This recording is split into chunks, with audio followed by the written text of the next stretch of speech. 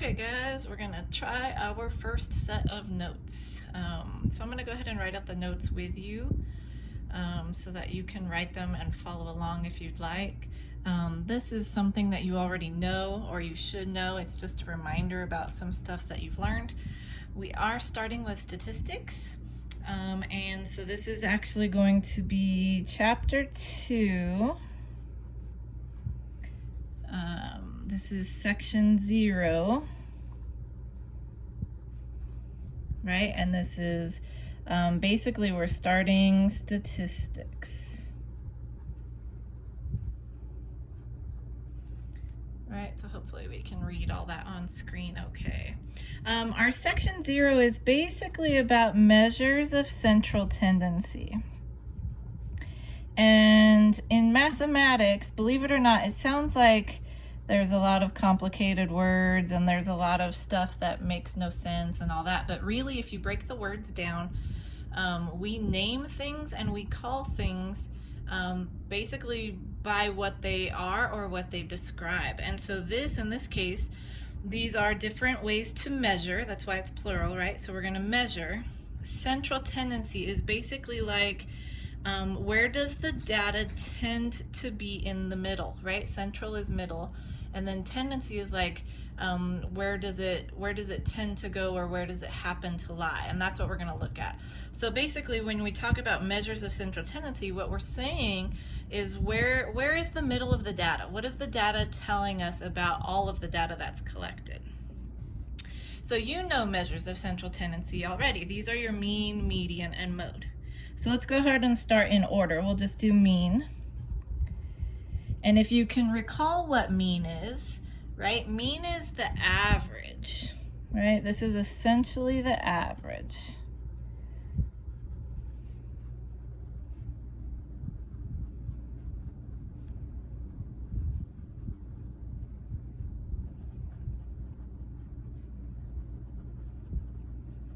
Right, so I wrote it's essentially the average of the data collected.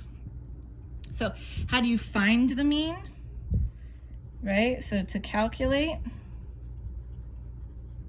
what do? We sum all the data and then you divide by the number of data. And there's my dog barking if you can hear her. So to calculate the mean, or essentially what the average is, right, we're going to add all of the data and then we divide by how many data pieces we added. This is what's called the mean. It's an average, right? So it's, when we talk about the class average, it means typically half are lower, half are above in some kind of scattered spot. So that's the mean. All right, and then we have the median. Right, so mean, median, mode. So let's talk about the median. The median is essentially the data piece that is in the middle of all data when it's in numbered order. So you have to remember to number it first. So this is the middle value.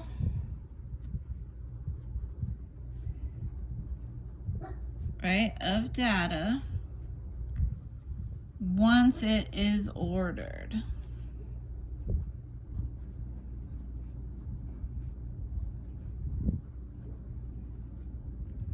Right, so this is the middle number. Right, it's not really an average, it's just the middle value, right, when the data is in order. So depending on where your data lies, it could be similar to an average, and most of the time it is, but it's essentially the middle, right? So the middle value. If you have an odd number of data,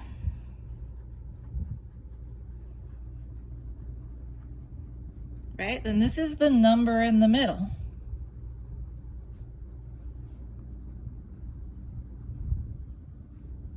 If you have an even number of data, then you have to average those two numbers, right?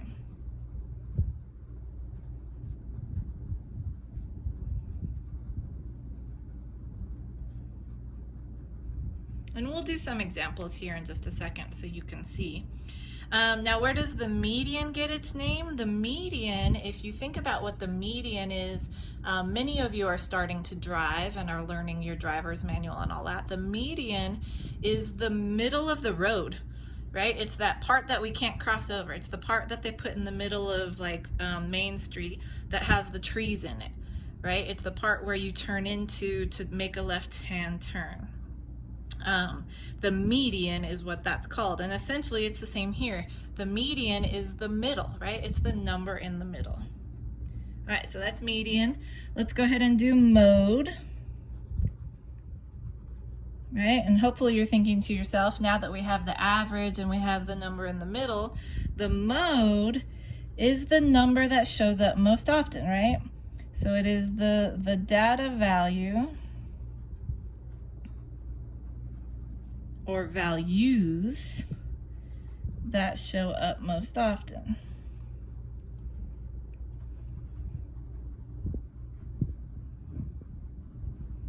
Right?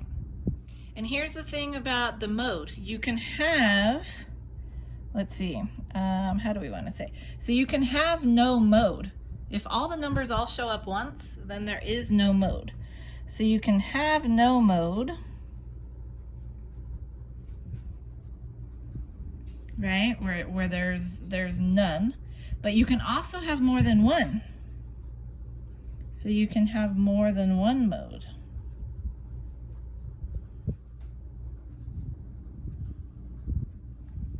Right, so that's mode. So far we have mean, the average, median, the number in the middle, mode, the one that shows up most often. Now, to know what we're talking about when we're talking about mean, median, mode, we have to also be able to look at the range. So let's go ahead and define what the range is. Now, we're going to be using this word later on in the year that means something different. Well, kind of different, not really, it's the same, but in a different context. So range is basically, hey, what's the difference between my low data set and my high data set? So if my collecting information and my numbers go from 20 to 50, then my range is 30 because it goes from 20 to 50. So the range is the difference between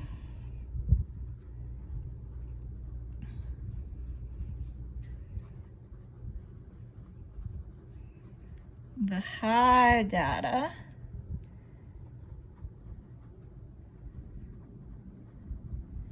and the low data.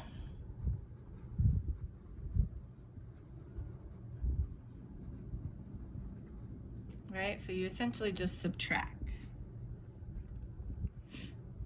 Right, so to calculate,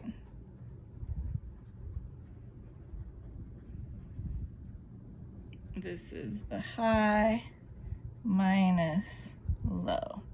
And so the range is just going to be a range of values. How much of the data spread is there, right? This is the data spread.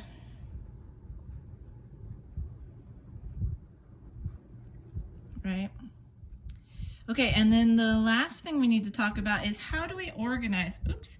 How can we organize? This is how you tell Miss Stevens is not a master filmmaker, is because she bumps the camera. But that's okay. So how do we organize a lot of data? Because there's some ways where you get a whole lot of data. In our math book, we don't get any more than 15 points or so.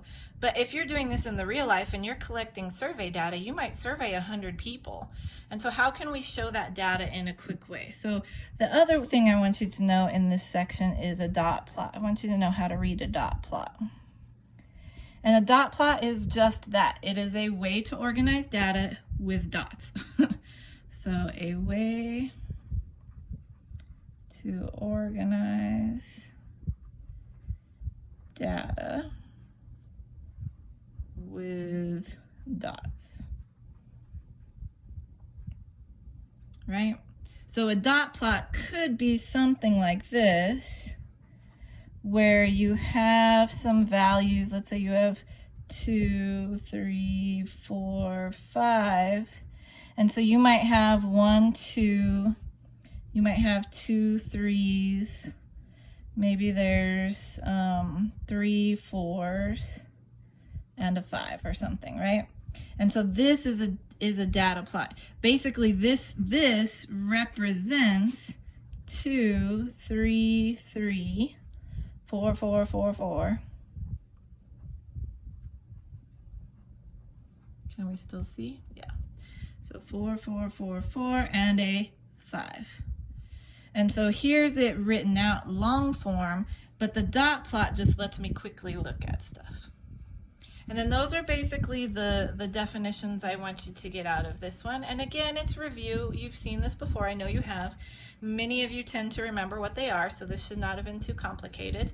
But you have mean, the average. You have median, the middle. You have mode, the one that shows up the most, right? Mode, most. And then you have range, right? The spread of the data. Sorry, my notes are all sloppy here. And then a dot plot. So let's go ahead and do one example where we kind of put all of this together. So as you're taking notes, I hope that you stop and pause when you need to, go back, rewind if you missed something or anything like that. So we're going to do one example. So we're going to say, find the measures of central tendency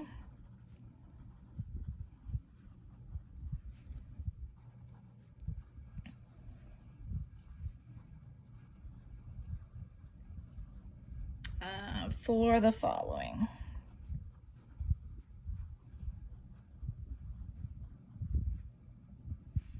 So let's see, let's use, let's do 11, 9, 12, 2, 10, 10, 13, 15, and 15. All right, so let's do that. So let's first start by organizing our data, right? Because I think if we organize our data, it will help us figure out some of the easier measures to find. So let's go ahead and make a dot plot. So I'm going to start with a number line, and my lowest data point is going to be here at 2. And my highest data point is at 15. Now we have 2 of those, but that's okay. The highest point is 15. So I'm going to go ahead and go 2, 3, 4, 5, 6, 7, 8, 9, 10, 11, 12, 13, 14, 15, right? So I'm going to make my dot plot, and then I'm just going to put how many of each thing we have. So we had one, well, let's go in order here. So I have an 11, and then I might cross it over and I say I have a 9, so I can keep track of what I'm doing. I have a 12, so 11, 12. I have a 2, so I'm going to come all the way down here to 2. We have a 10, so I'm going to put a 10 here. I have another 10, so that's where I'm going to start dotting on top. We have a 13, 11, 12, 13. And then I have 2 15s. Right, and so there is my dot plot. Now something other quick that we can do is the range, because we've already identified the high value and the low value, right? So we're going to take high value 15 and we're going to subtract low value, which is going to give me 13. So my range is, it spreads over 13 values, right? We can also identify mode real quick from the picture, because mode is going to have the most dots. So in this case, right, we can quickly look and we can see that we have 2 modes, because both 10 and 15 have 2 dots. So we're going to say 10 and 15. Now remember, if all of these just had 1 dot, then there would be no mode. So you would say no mode. Be careful not to say 0, right? Because 0 implies that 0 would be a data point and that it showed up most often. So instead you would say no mode. All right, so we've got range, mode, we have dot plot. We need our median, which is the number in the middle, right? And so on a dot plot, it's pretty easy to see. You could also rearrange your numbers so that they're in order, right? So if we wanted to do that, we could say 2, 9, 10, 10, 11, 12, 13, and then 15, 15. And you could use the numbers in order if you wanted. You guys know this trick, right? Where you can cross out, cross out, cross out, cross out, and end up with the number in the middle. You can also do that on the dot plot if you're careful, right? So we can cross out the 2 and the 15. Then I could cross out the 9 and the other 15. Then I could cross out this number and one of those. Cross out this number and the second of those, and then we're left with 11. And so my median there is 11. You can do it on the dot plot, you can do it in the list of numbers. Be careful not to take it from here, because if you go in the middle here, off your original list, you would get a median of 10. But because they're not in numbered order, right, it's not going to work out. So make sure you order it first. And then the last thing is our mean. And it does not matter what order you go through any of this. I'm going to pretend that I added this up in my calculator real quick. It's 97. I'm going to go ahead and divide by how many values we have. 2, 3, 4, 5, 6, 7, 8, 9 values.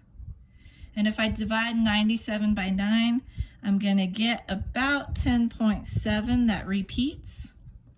So I can look at my average as about 10.78.